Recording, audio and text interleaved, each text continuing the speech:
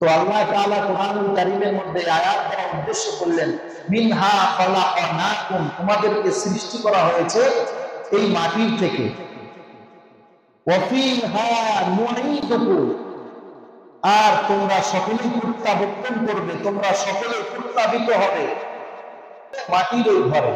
ওয়া ফিহা নুঈদুকুম, ফিরে যাবে আবার তোমরা মাটির কাছে। ওয়া মিনহা নুখরিজুকুম, আবার মাটির থেকে আমি আল্লাহ তোমাদেরকে উজ্জীবিত করব, আবার আমি আল্লাহ তাআলা তোমাদের মাঝে প্রাণ দিব, তোমরা আবার জীবিত হবে। তারাতান উখরা, দ্বিতীয়বারের মতো আবার তোমরা উজ্জীবিত হবে। এই উজ্জীবিত হওয়ার পরে আর মৃত্যুবরণ করবে না। আমাদের কয়েকটা কাল আছে, যেমন একটা কাল আমরা শুরুতে রূহ জগতের মধ্যে ছিলাম, আল্লাহ তাআলা ওখান থেকে মায়ের গর্ভে দিলেন, মায়ের গর্ভ থেকে দুনিয়ার পেটে আসলাম, দুনিয়া থেকে কবরের মধ্যে যাব, কবর থেকে ইয়াউমে মাহশারাতের মধ্যে উপস্থিত হব, ঠিক কিনা বলেন? তাহলে আমাদের কয়েকটা স্তর আছে। তো আল্লাহ তাআলা এই আয়াত দ্বারা উদ্দেশ্য করে মুমিন মুসলমানদেরকে বুঝাইতে চাইলেন যে এই মাটির দ্বারা তোমাদেরকে সৃষ্টি করা হয়েছে, অতএব মাটির যেমন কোনো গর্ব নাই, মাটির যেমন কোনো আত্মমর্যাদা নাই, মাটির যেমন কোনো অহংকার থাকতে পারে না, দুনিয়ার কোনো মানুষের অহংকার থাকতে পারে না। মাটিতে আপনি এখন এখানে কুদাল দিয়ে আঘাত করবেন, মাটি আপনাকে কিছুই বলবে না।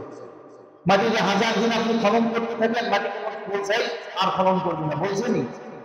আর আপনারা আমার যদি কেউ একটু হাত দিয়ে পগলাইনি কে, ঠিক কিনা বলেন? রাগ আছে, কারণ কি বলেন?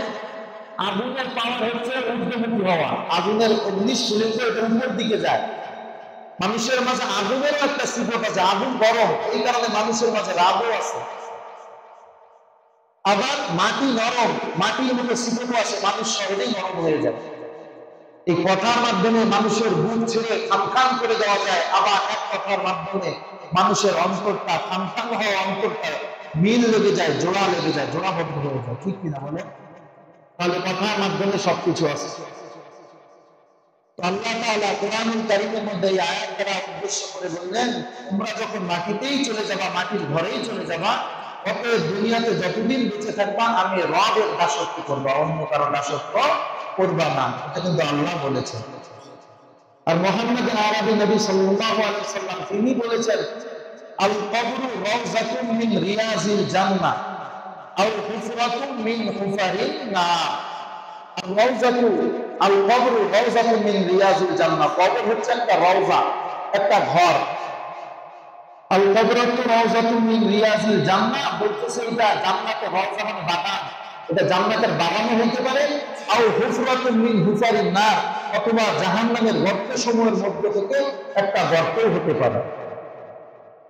কেউ মৃত্যুবরণ করার পর কারোর জন্য ওই মাটির ঘর হবে জান্নাতের বাগান, কারোর জন্য হবে জাহান্নামের গর্ত, কারোর জন্য মাটির ঘর হবে সাপ বিচ্ছুর ঘর, আবার কারোর জন্য থাকবে জান্নাতে নাজ নেয়ামত বিছানাওয়ালা বিছানা, কারোর জন্য মাটির ঘর থাকবে সংকীর্ণ, আবার কারোর জন্য মাটির ঘর থাকবে ওর দৃষ্টি যতদূর পর্যন্ত যাবে, এমনকি জান্নাতের নহর সমূহ পর্যন্ত দৃষ্টি চলে যাবে, আল্লাহ জান্নাতের নহরগুলো তার জন্য জারি করে দিবে কবর। সুবহানাল্লাহ। কারোর জন্য ওই কবরটা হবে এমন বিপদের একটা স্থান, যার থেকে বান্দা বলবে, আল্লাহ আমি মাফ চাচ্ছি কবরের আযাব থেকে, মাফ চাচ্ছি কবরের আযাব থেকে। আবার কেউ কেউ বলবে, আল্লাহ আর কোনো জগৎ চাই না, কবরেই থাকতে চাই। তাহলে বুঝে আসছে তো বিষয়টা। দুই ধরনের মানুষ থাকবে, একজনের জন্য হবে কবরটা জান্নাতের বিছানা, কারোর জন্য হবে জাহান্নামের গর্ত। জান্নাতের বিছানা কার জন্য হবে সহজে আপনারা জানেন, এটা তো আমাকে বলতে হবে এটা আমি মনে করি না, প্রয়োজন মনে করি না, আপনারাই জানেন কার জন্য জান্নাতের বিছানা হবে আর কার জন্য জাহান্নামের গর্ত হবে। জানেন না আপনারা? মসজিদে একজন এসে সিনেমা দেখতেছে, মুভি দেখতেছে, আরেকজন এসে গজল শুনতেছে, ওয়াজ শুনতেছে, কোনটাকে প্রাধান্য দিবেন? গজল শোনা, ওয়াজ শোনা, নাকি যে মুভি দেখতেছে, আসে সিনেমা দেখতেছে, নেকেড ফটো দেখতেছে, তাকে প্রাধান্য দিবেন? যে ওয়াজ শুনতেছে, গজল শুনতেছে, তাই না? অনুরূপ ভাবে যারা নামাজ পড়ে না, ওরা জানে নামাজ না পড়লে ক্ষতি কি।